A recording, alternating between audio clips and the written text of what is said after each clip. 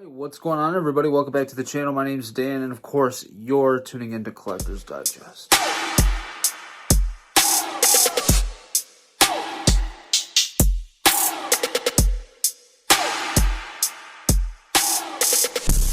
So today I want to show you my Mezco collection. We're getting up there. We're getting a little traction, a little success, and I thank you guys for that. And I think it's a good time now to kind of staple, just kind of like keep track of my Mezco collection, show it to you guys, let you know what I have. I'm getting up there in numbers. I definitely have more Mezcos now than I have Hot Toys. And that bothers me just a little bit. But anyways, without further ado, guys, let's go ahead. Let's get started. All right, guys, so for starters, the odd man out is Michael Myers. So I have him with my 1/6 scale Michael Myers just because I'm trying to have all my Michael Myers stuff grouped together. So I guess the significant thing about this one is that I reworked the mask a little bit. I added flesh tone. I darkened the contrast a little bit. I added shadows. And he has a 1/12 scale Fergo knife, Lamson knife. And that motherfucker is shiny. Yes, so technically, I'm not sure if I could do it, but I'm gonna try to show you real quick. So this is like a mirror, if you will, and you can see his face in it. You'd have to get it perfect, but it's just like that 1/6 scale one right there. See, you can see my finger going back and forth. Yeah, just like that. So that's dope. That was from Fergo, Fergo Black, and yeah. So Michael Myers. All right, so here's my DC collection. I got Darkseid when I didn't have that many figures, and what sold me on him was that he's like mostly polymer. And that's just crazy to me. It reminded me of Michael Myers' Tombstone, and I had to get the figure in hand and check it out. And plus, I'm a huge DC fanboy, so yeah, I had to have Darkseid. Then I got the Clown Prince of Crime, of course, Joker. I really wish I would have got the original release, especially when it was only going for like 150, 200 bucks. But it is what it is. Got John Stewart right there. I can't wait to get Hal Jordan. That's definitely going to be an anticipated figure on my part is Hal Jordan. I can't wait to get him. Then we have the SDCC 2019 Mezco exclusive, Jim Gordon with Bat Signal. I love it. We got Catwoman right here. I'm actually going to paint her goggles red, I think. And I just have this unmasked sculpt on her because I think that it looks really, really dope. Yeah, and then we have Nightmare Batman. Listen, man, I really like this figure. I wanted the Hot Toys, and I couldn't have it yet, so I don't know. I kind of jumped the gun on this guy because I got it, and I'm like, well, this isn't the Hot Toy. I don't know, whatever, man. He's still really dope, and I can't wait to do some action figure photography with him.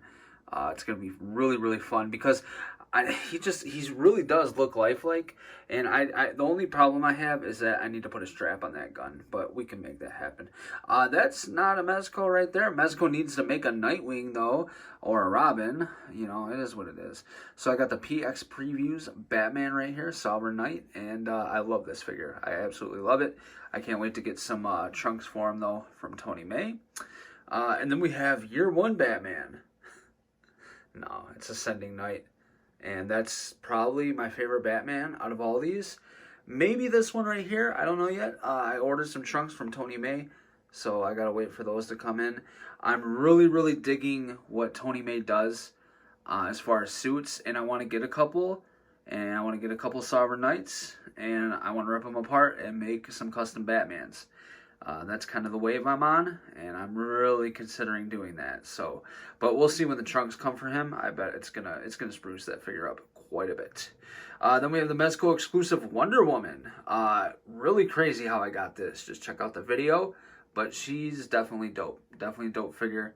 I do enjoy her quite a bit. All right, guys, and going from right to left, we have black costume, black suit Spider-Man. I really like this figure. I love that webbing that they gave you with the figure. It looks great. It's easy to articulate, and this guy has amazing articulation. A lot of people complain about the pivot, and yeah, I mean, my ankles don't move at all. I was thinking about using some heat, but honestly, I just keep them in dynamic poses on a stand, so I don't really quite need it yet. We'll see in the future, but I'm thinking about just getting a Marvel Legends black costume Spider-Man, black suit Spidey, and using that because I'm totally fine with leaving this guy on a stand in a dynamic pose because he looks amazing on the shelf. Then we have Wolverine here, aka was that Old Town Road or whatever, or I don't whatever that country song is. I don't know. This figure reminds me of that. But listen, in all seriousness, I think that this Wolverine figure is one of the best Wolverine figures that Mezco released. I really, really like it. Everything about it is dope to me. I just like Wolverine out of his costume, and this is dope. I saw an awesome Tony May custom that he did, and I'm hoping that he releases the fabric or the costume to the public at some point because I would love to get him in that getup. Then moving to the left here, we have Old Man Logan. That is a custom sculpt that I painted and put on him. I can't remember if I did a video. I don't think that I did, and I should have did a video when I painted it because I did a really good job. And I also have the Grandpa Duster coming from CJism. I can't wait to get that on him. It's definitely going to take this figure to the next level, and that's one of my favorite Mezcos right there, is that Old Man Logan. It's just super dope to me. And then moving to the left, we have Netflix Punisher. I was, you know, at first I was like, I didn't want to pick this up. I wanted a comic Punisher, and I seen this at one of the comic book stores locally here in Michigan. They had them for $50 because a guy bought it, opened it up, and then walked back into the store and returned it. Comes to find out, he kept the extra clip for the pistol. That's it. That was the only thing. Like, okay, you know, so for $50, I'll take it. And then we got Stealth Ops Gomez, and we got Street Gomez. So these two figures, man, I actually traded for. I originally had Street Gomez, and then I sold them like an idiot. I instantly regretted it. So I had Advanced Suit Spidey, right? The Hot Toys figure. And I got it purely off hype, right? I really only wanted Scarlet and Spider-Punk, those two Hot Toys figures. So I threw it out in the community. Hey, does anybody want to trade some Gomez figures for this Hot Toy? It created a bunch of controversy in the Mezco 112 group. And anyways, a guy, he wanted that figure really bad. So he said, yeah, I have Stealth Ops and I have Street Gomez. I will trade them both for your Hot Toys. So I took it, and I'm very happy because now Street Gomez is going for upwards to $300-400, and Stealth Ops is no slouch either. He goes for stupid amounts of money that he didn't retail for. So I'm definitely happy about that. Actually, I'm just happy to have Gomez in the collection. If you know me, I've said multiple times that this whole Gomez deal, the whole mascot action figure in 112 form, it kind of revitalized my love for the 112th community. And when I saw Agent Gomez right here to the left at Toy Fair 2019, I lost my shit, man. It was a figure that I absolutely had to have. And who would have thought, you know, so many months later, throughout the course of the whole year, really, they would release 4 other figures that would be huge hits, a major success, and that I would have all of them except the Ninja. That's the only one I don't have. All right, guys, probably my favorite out of all my Gomez figures is definitely Agent Gomez, and the reason is because he was the OG, man. He was the OG. I remember seeing Toy Fair 2019 photos of him on display and shit, and it was just like, it was like the figure of my dreams that I never knew that I needed. You know what I mean? Like, I've always wanted a figure that had a middle finger. He's just different. It was something outside of the norm that every company makes. You know, superhero shit, horror shit, you know, indie shit, like stuff like that. And it was just refreshing, super refreshing. And who would have thought, like, you know, over the course of a year, they would release, what, 3 more figures? Or 4 more figures, including the Assassin. And it's just dope, dude. It's awesome. I love this figure so much. I'm happy that I have it. So anyways, yeah, amazing. All right, then I got Popeye, man. Popeye was definitely a sleeper for me. He released, I didn't pick him up. At that time, I was collecting more Hot Toys. Then I started paying attention to Sergeant Bananas. He went on Tested. I was like, damn, dude, like, this figure is dope. Then I saw that they came out with the white one, and I was like, well, maybe I'll get that. I didn't get that one. I just got this one. I got it for close to retail, so that's nice. And, yeah, I just stuck with this. Now, I'll probably get the Popeye and Blade 2-pack. It's another one of those figures that you never thought that you needed until you need it. All right, we got everybody's favorite bloodsucker Blade. Listen, man, when I saw the Toy Fair one, I was like, wow, that's really sick. Now I'm not going to want this one because I'm just going to be thinking that I wish I had the Toy Fair version.